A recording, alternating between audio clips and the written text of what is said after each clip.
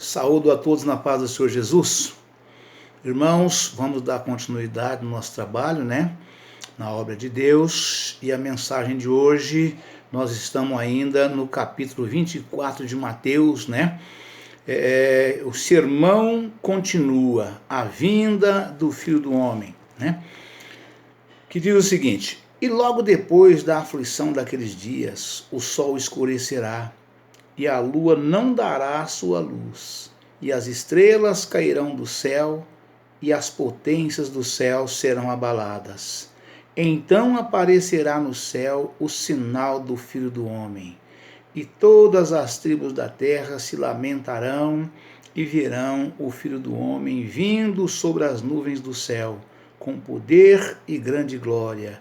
E ele enviará os seus anjos com rígido clamor de trombeta, os quais ajuntarão seus escolhidos desde os quatro ventos, de uma a outra extremidade dos céus. Aprendei, pois, esta parábola da figueira, quando já os seus ramos se tornam tenros e brotam folhas, sabeis que está próximo o verão. Igualmente, quando virdes todas essas coisas, sabei que ele está próximo às portas. Em verdade vos digo que não passará esta geração sem que todas essas coisas aconteçam. O céu e a terra passarão, mas as minhas palavras não hão de passar. Amém, irmãos? Glória a Deus, aleluia, Jesus. Irmãos, vamos estar focando hoje aqui, nos versos 33 e 34, de Mateus 24, Fazendo aqui uma pequena ressalva em relação ao verso 32, que foi o fechamento do vídeo de ontem, que diz o seguinte: a figueira. O brotar das folhas da figueira, nos versos 32, confira também em Lucas 21, capítulo 21, versículos 29 ao 31. Simboliza eventos que ocorrerão durante a tribulação. Versos 15 ao 29. Por outro lado, alguns intérpretes creem que a figueira também representa a restauração de Israel como um estado político. Confira em Lucas, capítulo 13, versículos 6 ao 9. Em Oséias, capítulo 9, versículos 10. Em 21 e 29, a figueira aparece destacada das demais árvores, assim como Israel foi chamado para ser um povo separado. Deuteronômio, capítulo 33, versículos 28. Glória a Deus, aleluia, Jesus. Todas essas coisas, no verso 33, Mateus 24, verso 33, todas essas coisas refere-se a todos os sinais que ocorrerão durante a tribulação. Versos 15 e 29. O sinal principal é a abominação da desolação.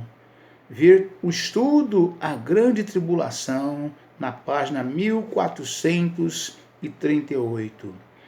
À medida que os eventos proféticos se sucedem, os fiéis da tribulação, examinando as Escrituras, verão todas estas coisas e saberão que o Senhor está próximo às portas. Verso 33. No verso 24, 34, está escrito esta geração. Esta geração pode referir-se à geração que presencia a intensificação dos sinais gerais dos tempos, nos versos 4 e 14, que terminam com os sinais da tribulação. Versículo 5, nota. Ou pode referir-se ao povo judaico como raça que permaneceu distinta até hoje.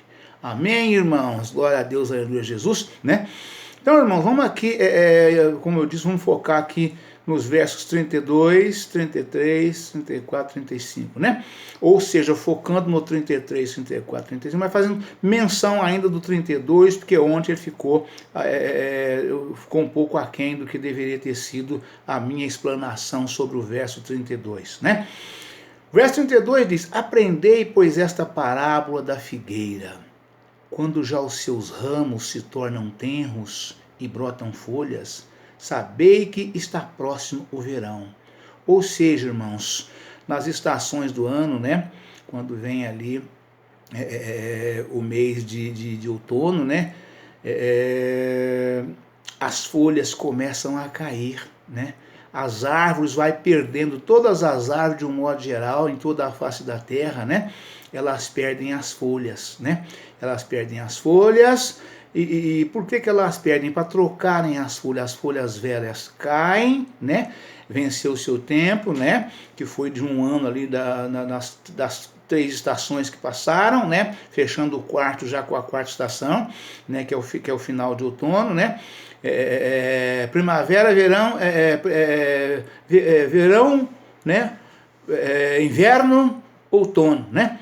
E aí as folhas caem, né? As folhas caem e as árvores ficam todas peladas, desfolhadas. É o período mais que a gente olha assim, mais crítico das árvores, né? Que elas estão sem folhas, não tem sombra, estão assim, aquele aspecto aos nossos olhos, aos olhos humanos, aquele aspecto feio, né? Não é que esteja feio, mas o aspecto parece que sim, parece que as árvores, elas não estão bonitas, folhadas, de roupas novas, trocadas, né? Como a gente gosta de ver, né?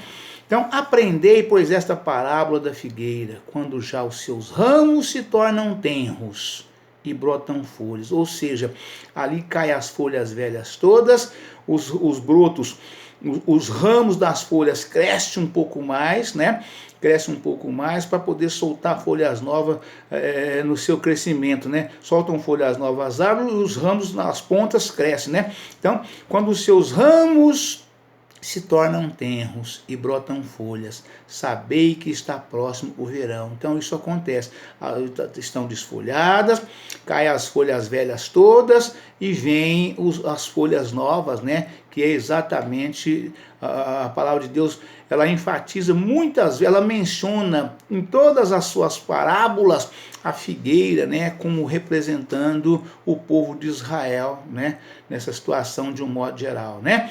E aqui ela fala sobre a figueira e sobre a vinda de Jesus aos finais dos tempos, para que nós prestemos atenção na figueira, né? Aprendei, pois, esta parábola da figueira, quando já os seus ramos se tornam tenros e brotam folhas, sabei que está próximo o verão, né? Nós sabemos que está chegando o verão, né? Está chegando, está próximo o verão, né? E igualmente, né, a palavra de Deus nos afirma, igualmente, quando virdes, assim como nós sabemos que quando isso acontece com a figueira está próximo o verão, né? Glória a Deus, aleluia a Jesus. Igualmente, quando virdes todas essas coisas, sabei que ele está próximo às portas. Ou quais coisas? Os sinais dos tempos, já mencionado até aqui em São Mateus 24. Nós estamos falando disso, estamos pregando isso, já faz 3 dias que nós estamos falando sobre esse assunto. Nós não estamos falando de outra coisa. A vinda do Filho do Homem, a vinda de Jesus, né? Então, quando esses sinais evidentes que a Bíblia já mencionou aqui, nós já falamos, já meditamos e estão gravados nos vídeos anteriores, né? Quando esses sinais estão acontecendo com a frequência que está, nós sabemos que está próximo, Jesus está chegando às portas já, né? Glória a Deus. Em verdade, verso 34, né? Em verdade vos digo que não passará esta geração sem que todas essas coisas aconteçam, né? A Bíblia, irmãos, ela é mais atual do que nunca, né? Quando fala esta geração, é porque desde o século I até agora no século presente, né? Século atual, né? Então, cada geração, a Bíblia menciona esta geração, né? Então, hoje, esta geração mencionada, somos a nossa geração que estamos vivos aqui na Terra hoje. É dessa geração que a palavra está falando, né? Igualmente, quando vir de todas essas coisas, sabei que ele está próximo às portas. Em verdade vos digo que não passará esta geração sem que todas essas coisas aconteçam. Glória a Deus, aleluia, Jesus. O verso 35, né? Verso 35, mas verso 35 afirma, né? O céu e a terra passarão, mas as minhas palavras não hão de passar, né? Então foi Jesus quem disse isso, irmão, que tudo isto, essas coisas todas as afirmações que ele fez, né?